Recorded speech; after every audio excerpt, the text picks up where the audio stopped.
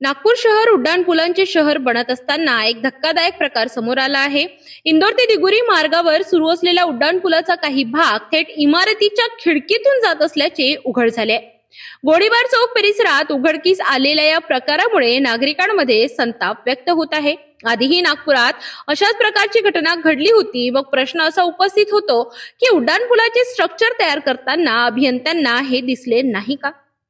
सविस्तर माहितीनुसार नागपूर शहरात सध्या अनेक उड्डाणपुलांची कामे सुरू आहेत. वाहतुकीची कोंडी कमी करण्यासाठी प्रशासन मोठ्या प्रमाणात पायाभूत सुविधा उभारत आहे. मात्र इंदोर ते दिगुरी मार्गावरील उड्डाणपुलाच्या कामात मोठी चूक झाल्याचे दिसून येत आहे.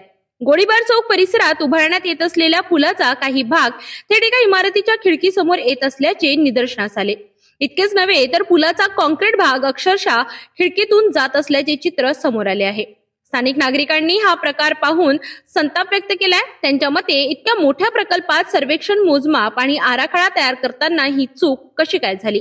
याआधीही नागपुरात अशा प्रकारचे पूल आणि इमारतींच्या अंतराचा प्रश्न निर्माण झाला होता. त्यामुळे प्रशासन आणि बांधकाम विभागाच्या कार्यक्षमतेवर प्रश्नचिन्ह निर्माण झाले आहेत. अभियंते, कंत्राटदार आणि संबंधित विभागांनी काम सुरू करण्यापूर्वी प्रत्यक्ष पाहणी केली होती का?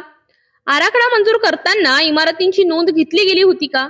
या सर्व प्रश्नांची उत्तरे आता प्रशासनाला द्यावी लागणार आहे. दरम्यान संबंधित विभागांकडून या प्रकरणाची चौकशी सुरू करण्यात येणार असल्याची प्राथमिक माहिती मिळत आहे.